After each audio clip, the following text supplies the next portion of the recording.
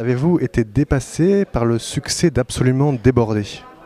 C'est évident que ça m'a surpris pour la bonne raison que bon, quand le livre est sorti, je pensais qu'il allait faire 700 exemplaires, la moitié des gens de ma famille, mais élargie, qui allaient en acheter plein parce que sinon ça aurait fait un flop.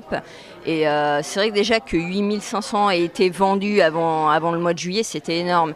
Et là, quand la procédure disciplinaire a été entamée, c'est vrai que les ventes ont explosé. Et oui, je ne m'attendais pas du tout à ça, mais personne ne s'attendait à ça, je pense. Donc oui, surprise. Agréable. Êtes-vous satisfaite de l'issue de la procédure disciplinaire, justement?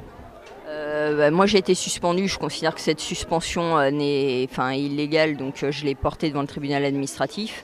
Maintenant, réponse dans 1 an et demi, 2 ans, je pense. Donc c'est à ce moment-là où je pourrais dire effectivement si ça me convient ou pas. Mais aujourd'hui, non. J'ai été suspendue, je suis désolée, mais les motifs invoqués sont ridicules. Que savez-vous du film qui va être adapté de votre livre?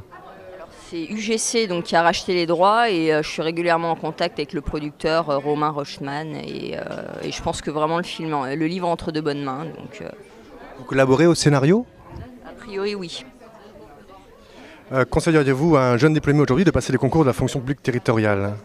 Alors s'il a vraiment envie, si vraiment il est motivé pour travailler dans le public, oui évidemment de toute façon. Ensuite je lui conseillerais de ne pas écouter ce qu'on dit, à savoir il faut attendre 3 ans avant de changer de poste. Si vraiment il se sent mal dans un poste, de toute façon au bout de 6 mois il verra s'il peut améliorer, c'est dans les 6 mois. Moi je pense avoir trop attendu. On m'avait dit d'attendre 3 ans pour une procédure de détachement et j'aurais dû partir bien avant. Pour vous, la fonction publique, est-ce que ça reste une sorte d'idéal? Ça devrait. En théorie, oui, parce qu'on sert le public, on travaille pour l'intérêt général et que c'est quand même très satisfaisant de faire ça. Maintenant, en pratique, malheureusement, il y a quand même beaucoup de vices. Et c'est cela qu'il faut combattre. Mais il ne faut surtout pas dire ouais, la fonction publique, c'est nul, parce que c'est pas vrai. Il ne faut pas jeter bébé avec l'eau du bain, il faut la réformer et l'améliorer.